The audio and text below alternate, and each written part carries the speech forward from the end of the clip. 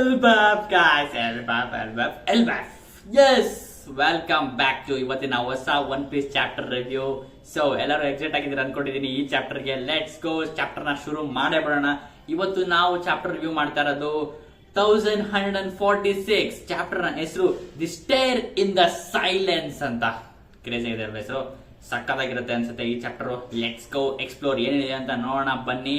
ಈ ಚಾಪ್ಟರ್ ನಾವು ಶುರು ಮಾಡ್ತಿದ್ದಂಗೆ ನಮ್ಗೆ ಕವರ್ ಪೇಜ್ ಸ್ಟೋರಿ ಸಿಗುತ್ತೆ, ಯಮಟೋ ಕವರ್ ಪೇಜ್ ಸ್ಟೋರಿ. ಇವಾಗ ನಮ್ಗೆ OT ಮತ್ತೆ ಪೇಜ್ ನ ತೋರಿಸ್ತಾರೆ.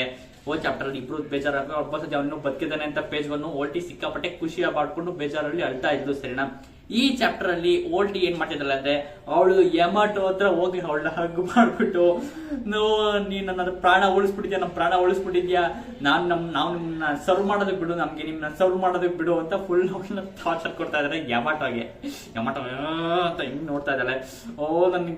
ನೀವು ನನ್ನ ಪ್ರಾಣ ಉಳಿಸ್ಬಿಟ್ಟಿದ್ಯಾ, ನಾನ್ ನಿನ್ಗೆ ಸರ್ವ್ ಮಾಡ್ಬೇಕು, ನಾನ್ ನಿನ್ನ ಕೆಳಗಡೆ ಕೆಲಸ ಮಾಡ್ಬೇಕು, ನನ್ನ ಸೇರಿಸ್ಕೊ ನಿನ್ ಜೊತೆಗೆ ಅಂತ ಕೇಳ್ಕೊತಾ ಇದ್ದಾಳೆ. ಸೊ ಇದ್ ನೋಡಕ್ ಹೋದ್ರೆ ದಡಗದಿಸ್ತಾ ಇರೋದು ಇದು ಸೇಮ್ ಓಡಿನ್ ಪಾತೆ ತಗೋತಾ ಇದೆಯಲ್ಲ ಅಂತ ಅನ್ಕೋತದೆ. ಸೊ ಆಬ್ವಿಯಸ್ಲಿ ಯಮಟೋಗೂ ಅದೇ ಬೇಕಾಗಿರೋದು, ನಾನು ಓಡೆನ್ ತರನೇ ಆಗ್ಬೇಕು ಅಂತ. ಸೊ ಇವ್ರು ಅವ್ರನ್ನ ಸಬಾರ್ಡಿನೇಟ್ಸ್ ಆದ್ರೂ ಆಗ್ಬೋದು, ಓಡೆನ್ ತರ ಯಾರ ಗೊತ್ತು. ನೋಡೋಣ ಯಮಟೋ ಸೇರಿಸ್ಕೊಳ್ತಾಳೋ ಇಲ್ವೋ ಅಂತ. ಒಟ್ನಲ್ಲಿ ಆ ಕಡೆ ಪೇಜ್ ಮಾತ್ರ ಸೈಡಲ್ಲಿ ನಿಂತ್ಕೊಂಡ್ಬಿಟ್ಟು ಅಂತ ಹಿಂಗ್ ನೋಡ್ತಾ ಇದ್ದಾನೆ. ಯಾಕಂದ್ರೆ OT ಏನೇ ಮಾಡಿದ್ರು ಪೇಜ್ ಜೊತೆ ಇದ್ದೇ ಇರ್ತಾನೆ. ಸೊ ಅದು ರೂಲ್ಸ್ ಚೇಂಜ್ ಮಾಡಕ್ ಸಾಧ್ಯನೇ ಇಲ್ಲ. ಸೊ ಅದಕ್ಕೋಸ್ಕರ ಅಂತ ಹಿಂಗ್ ನೋಡ್ತಾ ಇದ್ದಾನೆ ಅವನು. ಮುಗೀತಪ್ಪ, ಇಲ್ಲ ಇವನ ಜೊತೆ ಸೇರ್ಕೋಬೇಕಾ, ಮುಗೀತ್ ನನ್ ಕತೆ ಅಂತ ಅವಳು ಫುಲ್ ಶಾಕ್ ಆಗಿ ಕೇಳ್ತಾ ಇದ್ದಾಳೆ. ಸರಿನಾ, ಸೊ ಇಷ್ಟು ವಿಷಯ ಆಗಿರೋದು. OT ಇವಾಗ ಯಮಟೋಗೆ ನಿನ್ ಜೊತೆ ಸೇವ್ ಮಾಡ್ಕೊಳಕ್ಕೆ, ನನ್ನ ಸೇವ್ ಮಾಡ್ಬಿಟ್ಟಿದ್ಯಾ, ನನ್ನ ನಿಮ್ ಜೊತೆ ಸೇರ್ಕೊಳಕ್ ಬಿಡು ಅಂತ ಕೇಳ್ಕೊಳೋದೆಲ್ಲ ಇಷ್ಟು ನಡೀತಾ ಇರೋದು ಯಮಟೋ ಕವರ್ ಪೇಜ್ ಸ್ಟೋರಿ. ಇವಾಗ ನಾವು ಚಾಪ್ಟರ್ಗೆ ಬರ್ತೀವಿ. ಚಾಪ್ಟರ್ ಎಲ್ಲಿ ನಿಲ್ಸಿದ್ವಿ ಅಲ್ಲೇ ಕಂಟಿನ್ಯೂ ಮಾಡ್ತೀವಿ. ಅಬ್ಸಲ್ಯೂಟ್ಲಿ. ಇಲ್ಲಿ ಇವಾಗ ಗುಂಕೋ ಬಂದ್ಬಿಟ್ಟಿದ್ದಾಳೆ ಕಾಲಿನ್ ಪೈರೇಟ್ಸ್ ನ ಬೋಟ್ ಮೇಲೆ ನಿಂತ್ಕೊಂಡು. ಯಪ್ಪ ಯಾರಪ್ಪ ಇವರು ಅಂತ ಉಸಪ್ಪು ಜಂಬೆ ಎಲ್ಲರೂ, ನಾಮಿ ಎಲ್ಲರೂ ಶಾಕ್ ಆಗ್ಬಿಟ್ಟಿದ್ದಾಳೆ. ಅವಾಗ ನಾಮಿ ಹೇಳ್ತಾಳೆ, ಇವರೇ ಇರ್ಬೇಕು ಇಂಟ್ರೂಡರ್ ಅಂತ ಹೇಳ್ತಾಳೆ. ಅದನ್ನ ಕಾಲಿನ್ ಕೇಳಿಸ್ಕೊಂಡು ಇಂಟ್ರೂಡರ್ ಅಂತ ಅವ್ನು ಫುಲ್ ಶಾಕ್ ಆಗ್ತಾನೆ. ಯಾಕಂದ್ರೆ ಅವ್ನಿಗೆ ಇದ್ರ ಬಗ್ಗೆ ಏನು ವಿಷಯ ಗೊತ್ತಿರಲ್ಲ, ಹ್ಯೂಮನ್ ಇಂಟ್ರೂಡರ್ಸ್. ಅದಕ್ಕೋಸ್ಕರ ಅವ್ನು ನೋಡಿ ಶಾಕ್ ಆಗ್ತಾನೆ. ಸರಿನಾ, ಹ್ಯೂಮನ್ ಇಂಟ್ರೂಡರ್ ಅಂತ ಎಲ್ಲ ಫುಲ್ ಅವ್ನು ಕಾಲಿನ್ ಹೇಳಕ್ ಶುರು ಮಾಡ್ತಾನೆ. ಶಾಕ್ ಆಗ್ಬಿಟ್ಟು ನಾಮಿ ಕೇಳಕ್ ಮಾಡ್ತಾಳೆ, ನೀನೇ ನಂಗರೆ ಕ್ಯಾಸಲ್ ಅಲ್ಲಿ ಎಲ್ಲಾರು ಗಾರ್ಡ್ಸ್ ನೆಲ್ಲ ಹೊಡೆದಂಗ್ ಬಿಸಾಕಿದ್ದು, ಮತ್ತೆ ಮಕ್ಕಳನ್ನ ಕಿಡ್ನಾಪ್ ಮಾಡ್ತಾರದಲ್ಲ ನೀನೇನ ಅಂತ ಫುಲ್ ಎಲ್ಲ ಕ್ವಶನ್ ಮೇಲೆ ಕ್ವಶನ್ ಗುಂಕೋಗೆ ಕೇಳಕ್ ಶುರು ಮಾಡ್ತಾಳೆ.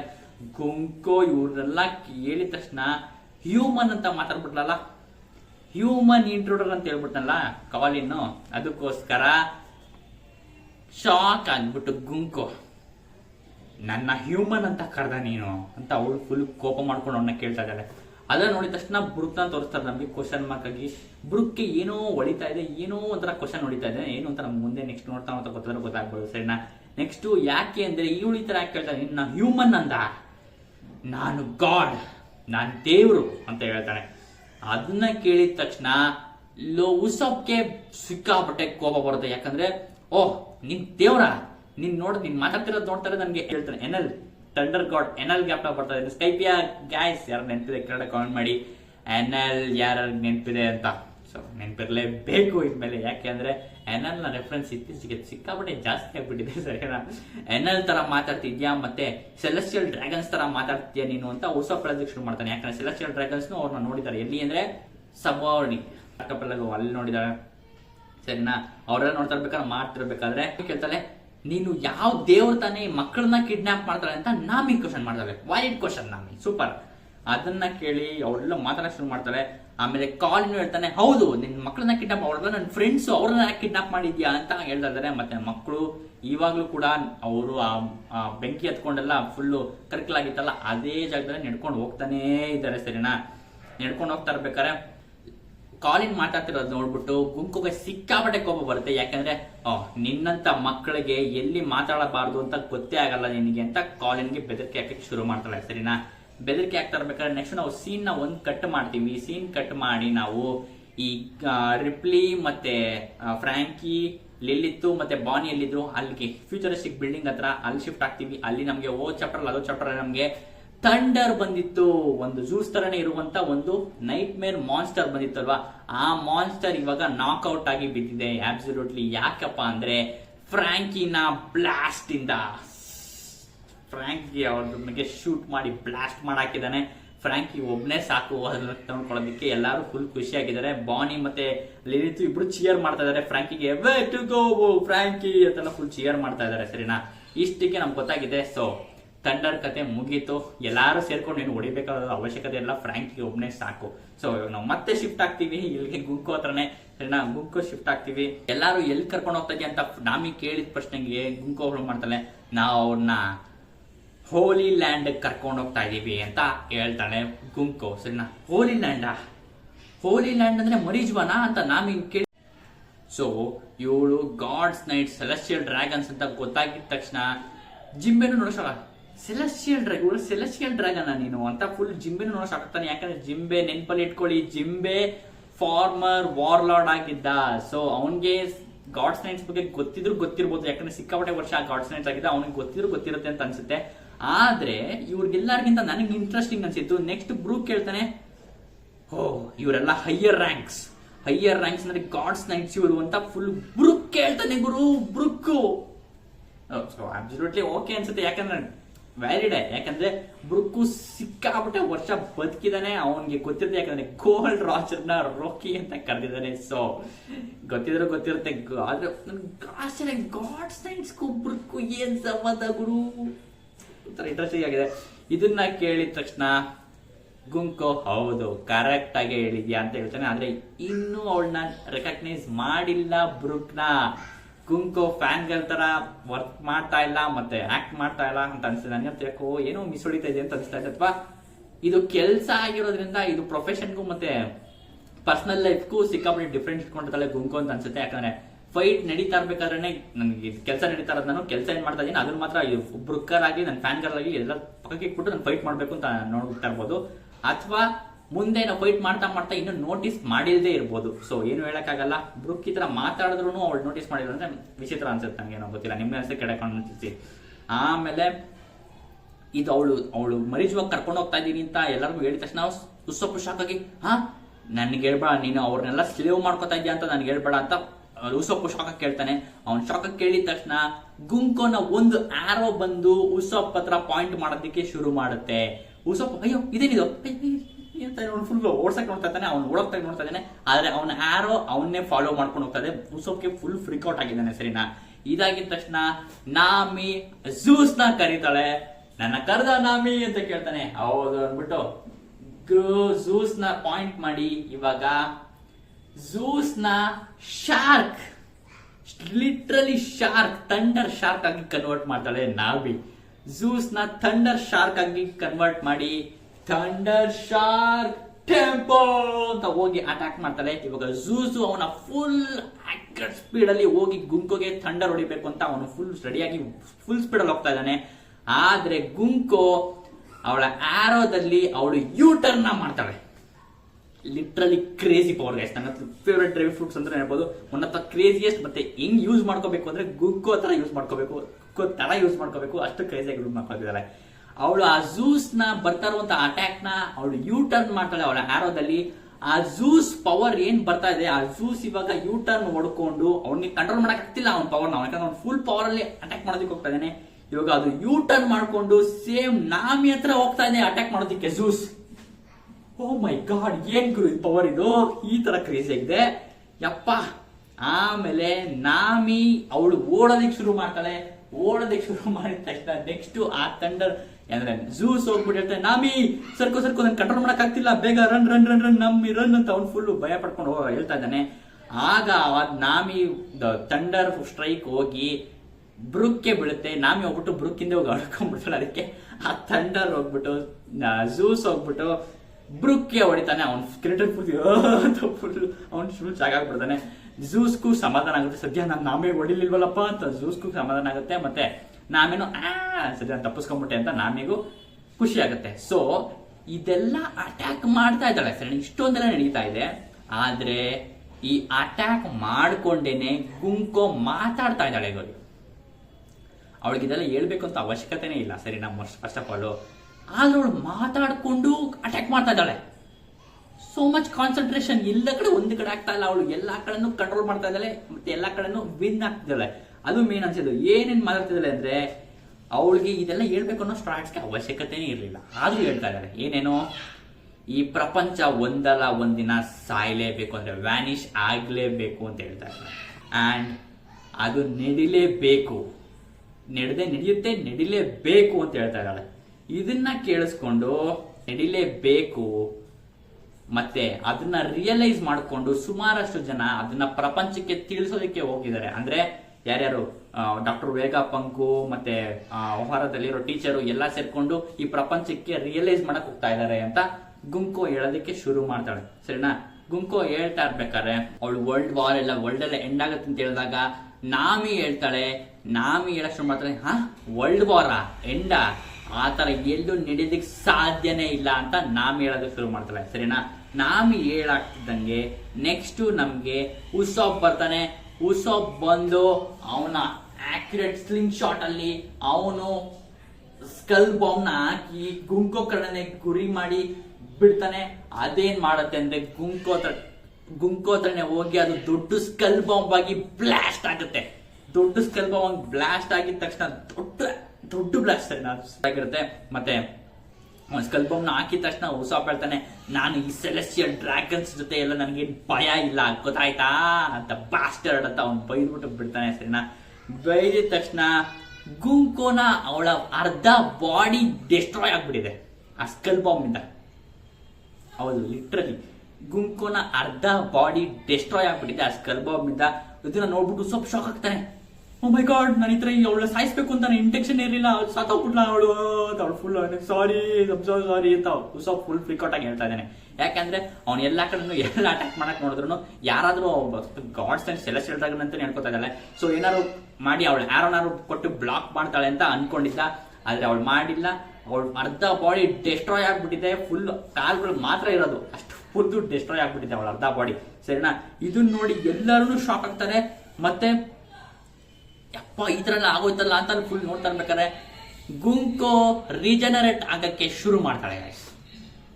ಅವಳ ಅರ್ಧ ಬಾಡಿ ರಿಜನರೇಟ್ ಆಗುತ್ತೆ ಶುರು ಮಾಡುತ್ತೆ. ಅವಳು ರಿಜನರೇಟ್ ಆಗ್ತಾರದ್ ನೋಡಿ ಎಲ್ಲರಿಗೂ ಸಿಕ್ಕಾಪಟ್ಟೆ ಶಾಕ್ ಆಗುತ್ತೆ. ಯಪ್ಪ ಏನ್ ಇಷ್ಟೊತ್ತ ಈ ತರ ರಿಜನರೇಟ್ ಆಗ್ತದೆ, ಸಿಕ್ಕಾಪಟ್ಟೆ ಕ್ರೀಪಿ ಆಗಿದೆ ಅಂತ ಎಲ್ಲರೂ ನೋಡಕ್ ಸ್ಟಾರ್ಟ್ ಮಾಡ್ತಾರೆ. ಮತ್ತೆ ಅವಳು ರಿಜನರೇಟ್ ಆಗ್ತಾನೆ ಮತ್ತೆ ಮಾತಾಡಕ್ ಶುರು ಮಾಡ್ತಾಳೆ.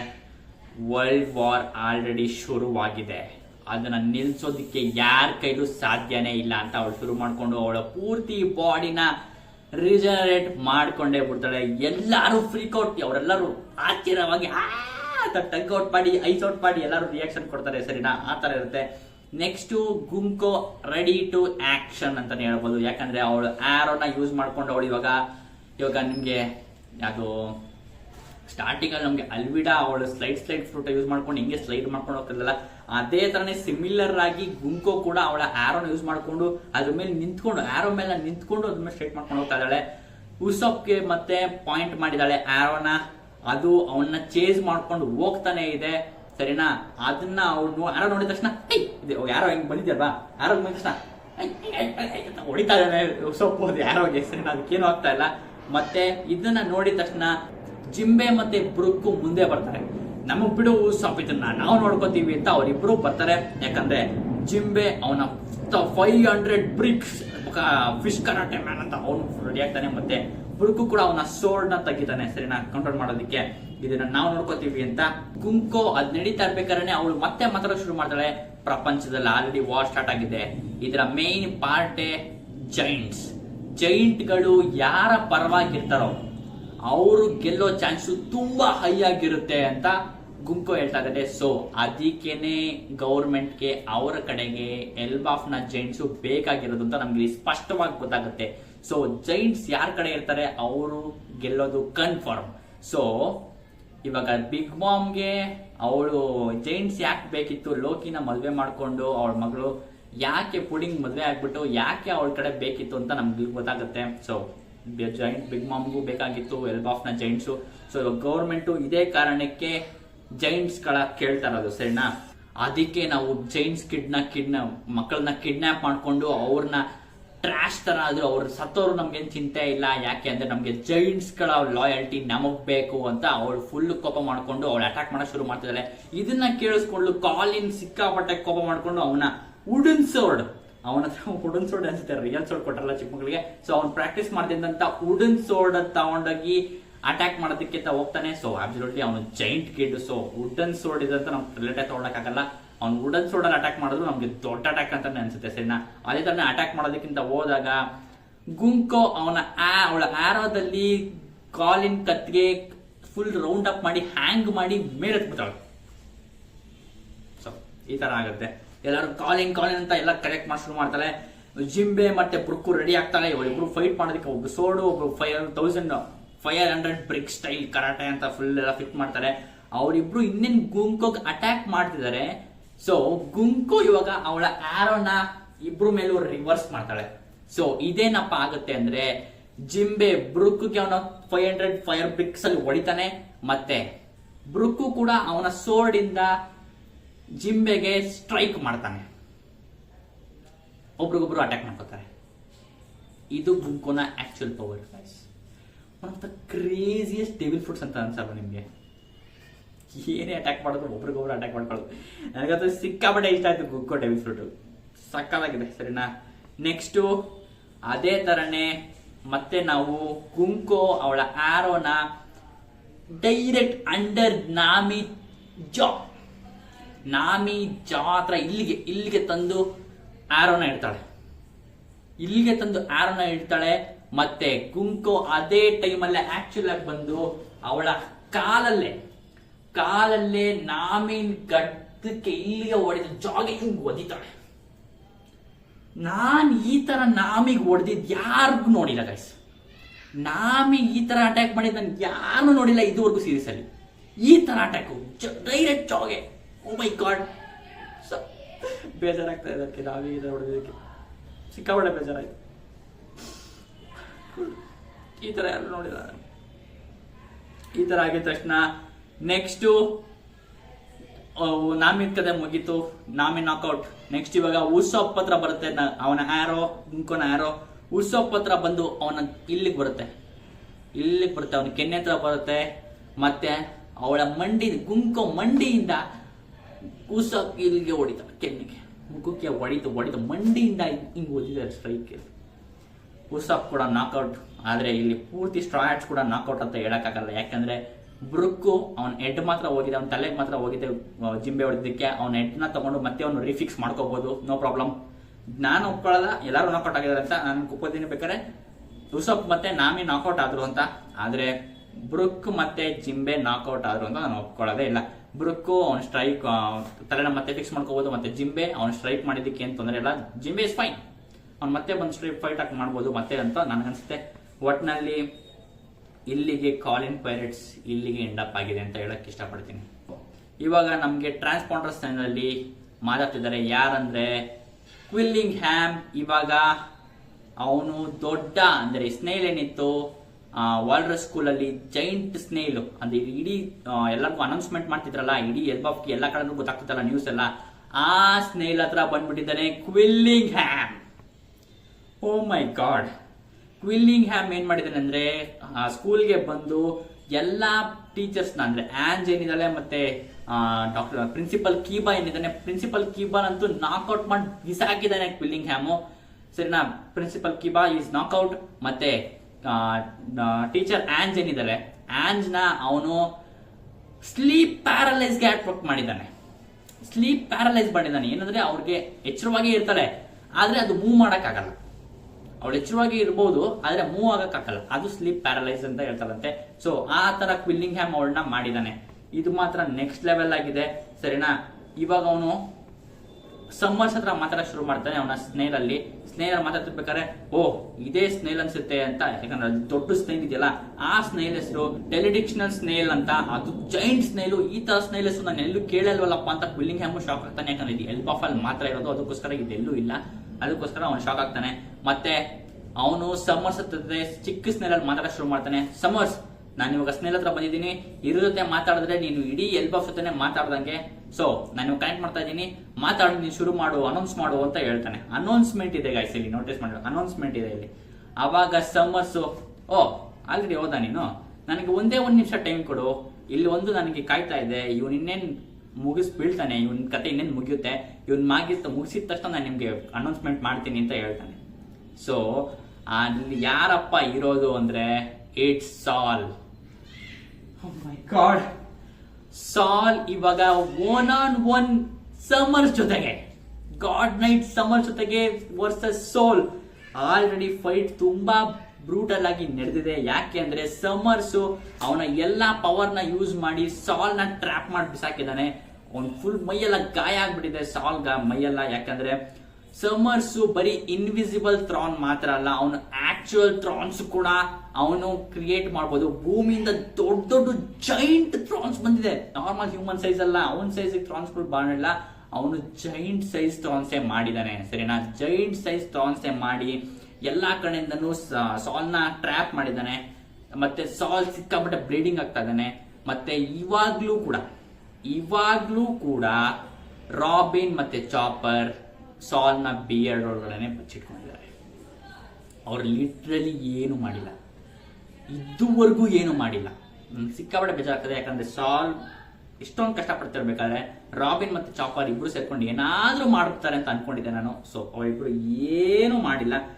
ಮತ್ತೆ ಆಕ್ಚುಲಿ ಸಾಲೇ ಹೇಳಿದ್ದಾನೆ, ರಾಬಿನ್ ಚಾಪರ್ ನೀವಿಬ್ರು ನನ್ನ ಗಟ್ಟದಲ್ಲಿ ಅಡಕೊಂಡು ಕುತ್ಕೊಳ್ಳಿ, ನಾನು ಏನಾರ ನಾಕ್ಔಟ್ ಆಗಿ ನಾನೇನ ಬಿದ್ರೆ ನೆಕ್ಸ್ಟ್ ಮಕ್ಕಳನ್ನ ನೀವೇ ಕಾಪಾಡಬೇಕು ಅಂತ ಹೇಳ್ತಾ ಇದ್ದಾನೆ. ಮತ್ತೆ ಸಾಲು ಮತ್ತೆ ಚಾಪರ್ ಮತ್ತೆ ರಾಬಿನ್ ಇಬ್ರು ಅವ್ರ ಬಾಯಿ ಮುಚ್ಕೊಂಡು ಸೈಲೆಂಟ್ ಆಗಿದ್ದಾರೆ, ಏನ್ ನಿಂತು ಅಂತ ನೋಡೋದಕ್ಕೆ. ಮತ್ತೆ ಇವ್ರ ಫೈಟ್ ಆಗ್ತಿರ್ಬೇಕಾದ್ರೆ ಸಮರ್ಸ್ ಸಾಲ್ ನ ಒಡೆದು ಬಿಸಾಕ್ತಾನೆ. ಸಾಲ್ ನ ಲಾಸ್ಟ್ ಸ್ಟ್ರೈಕು ಕೂಡ ವೇಸ್ಟ್ ಆಗುತ್ತೆ. ಸಮರ್ಸ್ ಅವನ್ನ ಒಡೆದು ನಾಕ್ಔಟ್ ಮಾಡ್ತಾನೆ. ಮತ್ತೆ ಇದನ್ನೆಲ್ಲ ನೋಡ್ತಾ ಇರ್ಬೇಕಾದ್ರೆ ಅವ್ನು ಶಾಕ್ ಆಗುತ್ತೆ. ಯಾಕಂದ್ರೆ ಕೋಪ ಮಾಡ್ಕೊಂಡು ಹೇಳ್ತಾನೆ, ಏನಿದು ಎಲ್ಬಾಫ್ ಈ ತರ ಆಗೋಗಿದೆ, ಸ್ಕೂಲ್ ಅಂತೆ ಲೈಬ್ರರಿ ಅಂತೆ, ಇವರೆಲ್ಲ ಎಲ್ಬಾಫ್ ಜೈಂಟ್ಸ್ ಎಲ್ಲ ಹೆಂಗಿರ್ಬೇಕು, ಅವರು ವಾರಿಯರ್ಸ್ ಪೈರಟ್ಸ್ ತರ ಬ್ರೂಟಲ್ ಆಗಿರ್ಬೇಕು ಅವರು. ಇದೇನಿದು ಓದದಂತೆ ಬರೆಯದಂತೆ ಏನ್ ಮಾಡ್ಬಿಟ್ಟಿದ್ದಾನೆ ಈ ಹೆರಾಲ್ಡ್ ಅಂತ, ಈ ಬಾಸ್ಟನ್ ಹೆರಾಲ್ಡ್ ಎಲ್ಲ ಹಾಳು ಮಾಡ್ಬಿಟ್ಟಿದ್ದಾನೆ ಎಲ್ಬಾಫ್ನ ಅಂತ ಹೇಳಲು ಶುರು ಮಾಡ್ತಾನೆ. ಸೊ ಇದರಿಂದ ನಮಗ್ ಗೊತ್ತಾಗತ್ತೆ ಕಿಂಗ್ ಹೆರಾಲ್ಡ್ಗೂ ಮತ್ತೆ ವರ್ಲ್ಡ್ ಗೌರ್ಮೆಂಟ್ಗೂ ಏನೋ ಒಂದು ಕನೆಕ್ಷನ್ ಇದೆ. ಸರಿನಾ, ಏನೋ ಒಂದು ಕನೆಕ್ಷನ್ ಇದೆ. ಮೋಸ್ಟ್ಲಿ ಡೀಲ್ ಕೂಡ ಮಾಡ್ಕೊಂಡಿರ್ಬೋದು. ಎಲ್ಬಾಫ್ ನ ನಾವು ಗೌರ್ಮೆಂಟ್ಗೆ ಒಪ್ಪಿಸ್ತೀವಿ ಅಂತ ಕಿಂಗ್ ಹೆರಾಲ್ಡ್ ಡೀಲ್ ಕೂಡ ಮಾಡ್ಕೊಂಡಿರ್ಬೋದು ಅಂತ ಅನ್ನಿಸ್ತಾ ಇದೆ. ಮಾಡ್ಕೊಂಡಾದ್ಮೇಲೆ ಅವನಿಗೆ ರಿಯಲೈಸ್ ಆಗಿರುತ್ತೆ, ಓ ಇವ್ರು ನಮ್ಮನ್ನ ಯೂಸ್ ಮಾಡ್ಕೋತಿದ್ದಾರೆ ಅಂತ ಕಿಂಗ್ ಹೆರಾಲ್ಡ್ಗೆ ರಿಯಲೈಸ್ ಆಗಿ ಅವ್ರ ಜೊತೆ ಡೀಲ್ ಮಾಡ್ಕೊಂಡೇನೆ ಅವ್ರಿಗೆ ಗೊತ್ತಿಲ್ದಂಗೆ ಇಲ್ಲಿ ಸ್ಕೂಲು ಮತ್ತೆ ಲೈಬ್ರರಿ ಎಲ್ಲ ಸ್ಟಾರ್ಟ್ ಮಾಡಿರ್ಬೋದು ಅಂತ ನನ್ಗನ್ನಿಸ್ತಾ ಇದೆ. ನಿಮ್ಗೆ ಅನಿಸ್ತಾ ಕೆಳ ಕಮೆಂಟ್ ಮಾಡಿಸಿ. ನನಗಂತೂ ಇದೇ ಅನಿಸ್ತಾ ಇರೋದು, ಕಿಂಗ್ ಹೆರಾಲ್ಡ್ ಅವ್ರಿಗೆ ಚೆನ್ನಾಗಿ ನಾವು ನಿಮ್ಗೆ ಸಪೋರ್ಟ್ ಮಾಡ್ತೀವಿ ಅಂತ ಅವ್ನಿಗೆ ನಾಟಕ ಮಾಡ್ಕೊಂಡೇ ಇಲ್ಲಿ ಇವ್ರಿಗೆ ಸ್ಕೂಲು ಮತ್ತೆ ಲೈಬ್ರರಿ ಎಲ್ಲ ನಡೆಸ್ತಿದ್ದ ಅಂತ ನನಗನ್ನಿಸ್ತದೆ. ಅಂತೂ ಇದಂತೂ ಕ್ರೇಜಿ ಆಗಿದೆ. ಸರಿನಾ, ಮತ್ತೆ ಸಾಲ್ ಕೂಡ ನಾಕ್ಔಟ್ ಆಗಿ ಬಿದ್ದ. ಮತ್ತೆ ರಾಬಿನ್ ಕೂಡ ಸಿಕ್ಕಾಪಟ್ಟೆ ಫ್ರೀಕ್ಔಟ್ ಆಗಿದ್ದಾಳೆ. ಸಾಲ್ ಏನಾದ್ರು ಸತ್ತಿದ್ರೆ ಏನಾಗಿರುತ್ತೆ ಗುರು, ಯಪ್ಪ ಇದಂತೂ ಸಿಕ್ಕಾಪಟ್ಟೆ ಕೆಟ್ಟದಾಗಿರುತ್ತೆ. ಸಾಲ್ ಸಾಯ್ಬಾರ್ದು ಗುರು, ದಯವಿಟ್ಟು ದೇವ್ರೆ ಎಷ್ಟೇ ಕೇಳ್ಕೊಳ್ಳೋದೇ ಆಗ್ಬೋದು ಸಾಲ್ ಸಾಯ್ಬಾರ್ದು ಅಂತ. ಇಲ್ಲಿ ಸತ್ತರಂತೂ ಸಿಕ್ಕಾಪಟ್ಟೆ ಕೆಟ್ಟದಾಗಿರುತ್ತೆ. ನನಗಂತೂ ಸಿಕ್ಕಾಪಟ್ಟೆ ಬೇಜಾರಾಗುತ್ತೆ. ಸರಿನಾ, ಒಟ್ನಲ್ಲಿ ಸಮರ್ಸ್ ಕಿಂಗ್ ಹೆರಾಲ್ಡ್ಗೆ ಬೈತಾ ಇದ್ದಾನೆ, ಎಲ್ಲ ಹಾಳು ಮಾಡ್ಬಿಟ್ಟಿದ್ದಾನೆ ಕಿಂಗ್ ಹೆರಾಲ್ಡ್ ಅಂತ. ಸೊ ಒಟ್ಟಲ್ಲಿ ಕನೆಕ್ಷನ್ ಅಂತೂ ಇದೆ. ಯಾವ ತರ ಕನೆಕ್ಷನ್ ಅಂತ ನಮ್ಗೆ ನೆಕ್ಸ್ಟ್ ಫ್ಲಾಶ್ ಬ್ಯಾಕ್ಸ್ ಅಲ್ಲೇ ತಿಳ್ಕೊಬೇಕು ನಾವು. ನೆಕ್ಸ್ಟ್ ಲೆವೆಲ್ ಆಗಿರುತ್ತೆ. ಮತ್ತೆ ಅನೌನ್ಸ್ಮೆಂಟ್ ಏನ್ ಮಾಡ್ತಾನೆ ಇವರು ಸಮರ್ಸು, ಯಪ್ಪ ಎಷ್ಟು ಕ್ರೇಜಿ ವಿಷಯಗಳು ನಡೀತಾ ಇದೆ ಯಪ್ಪ. ನನಗಂತೂ ಹೆವಿ ಇಷ್ಟ ಆಯ್ತು ಈ ಚಾಪ್ಟರ್ ಮಾತ್ರ. ನಿಮ್ಗೆ ಅನಿಸ್ತು ಕೆಳಗೆ ಕಮೆಂಟ್ ಮಾಡಿ ತಿಳಿಸಿ. ಕ್ರೇಜಿ ಆಗಿತ್ತು, ನೆಕ್ಸ್ಟ್ ಲೆವೆಲ್ ಆಗಿತ್ತು. ಮತ್ತೆ ಗುಂಕೋನ ಅಟ್ಯಾಕ್ಸ್ ಮಾತ್ರ ಕ್ರೇಜಿ. ಒಟ್ನಲ್ಲಿ ಇಷ್ಟೆಲ್ಲ ನಡೆದಿದೆ. ಗುಂಕೋ ಮಾತ್ರ ನೆಕ್ಸ್ಟ್ ಲೆವೆಲ್. ಕಾಲಿನ್ಗೆ ಏನಾಗುತ್ತೆ ಗೊತ್ತಿಲ್ಲ. ಸೊ ನೆಕ್ಸ್ಟ್ ಚಾಪ್ಟರ್ ನೋಡೋಣ ನಾವು. ಸೊ ಇದೆಲ್ಲ ನಡೀತಾನೆ. ಲೋಕಿ ಮತ್ತೆ ಲೂಫಿ ಇಬ್ರು ಅಂಡರ್ ವರ್ಲ್ಡ್ ಅಲ್ಲಿ ಒಂದೇ ಒಂದು ಸಣ್ಣ ಪ್ಯಾನಲ್ ಅಲ್ಲಿ ಬರ್ತಾರೆ. ಅದಕ್ಕೆ ಅವ್ರಿಗೆ ಹೇಳಕ್ ಹೋಗಿಲ್ಲ. ಲೂಫಿ ಮತ್ತೆ ಲೋಕಿ ಇಬ್ರು ಸೇರ್ಕೊಂಡು ಸರಿಯಾಗಿ ತಿನ್ಬಿಟ್ಟಿದ್ದಾರೆ ಡ್ರ್ಯಾಗೋಸರಸ್ನ. ತಿನ್ಬಿಟ್ಟು ಅವರಿಬ್ರು ಒಳ್ಳೆ ಸುಮೋಗಳ ತರ ಆಗ್ಬಿಟ್ಟವ್ರು. ಸರಿನಾ, ತಿನ್ ದೊಡ್ಡದಾಗ ಒಳ್ಳೆ ಇಬ್ರು ಸುಮೋಗಳು ಫೈಟ್ ಆಡ್ತಾರಲ್ಲ ಆ ತರ ಇಬ್ರು ಸುಮೋಗಳ ತರ ಆಗ್ಬಿಟ್ಟವ್ರೆ. ಸುಮೋಗಳ ತರ ಆಗ್ಬಿಟ್ಟು ಮಲ್ಕೊಂಡಿದ್ದಾರೆ ಇಬ್ರು. ಸೊ ಇಷ್ಟೆಲ್ಲ ನಡೆದಿದೆ. ಈ ಚಾಪ್ಟರ್ ಮಾತ್ರ ನೆಕ್ಸ್ಟ್ ಲೆವೆಲ್ ಆಗಿತ್ತು. ಗುಂಕೋ ಮಾತ್ರ next level. Summers and killing lab ಮಾತ್ರ ನೆಕ್ಸ್ಟ್ ಲೆವೆಲ್. ಇವಾಗ ಡೈರೆಕ್ಟ್ ಆಗಿ ಎಲ್ಲಕ್ಕೂ ಕಾಣಿಸ್ಕೊಂಡಿದಾರಲ್ಲ ಅದು ನೆಕ್ಸ್ಟ್ ಲೆವೆಲ್. ಇಷ್ಟು ದಿವಸ ಅಡ್ಕೊಂಡು ಎಲ್ಲ ಫೈಟ್ ಮಾಡ್ತಿದ್ರು, ಇವಾಗ ಡೈರೆಕ್ಟ್ ಆಗಿ ಎದುರುಗಡೆ ಬಂದು ಫೈಟ್ ಮಾಡ್ತಿದ್ದಾರೆ. ನೆಕ್ಸ್ಟ್ ಲೆವೆಲ್ ಆಗಿದೆ. ನಿಮ್ಗೆ ಅನಿಸ್ತು ಈ ಚಾಪ್ಟರ್ ಬಗ್ಗೆ ಕೆಳಗಡೆ ಕಮೆಂಟ್ ಮಾಡ್ತೀನಿ. ಮತ್ತೆ ನೆಕ್ಸ್ಟ್ ಚಾಪ್ಟರ್ ಸಿಗ್ತೀನಿ. ಬಾಯ್.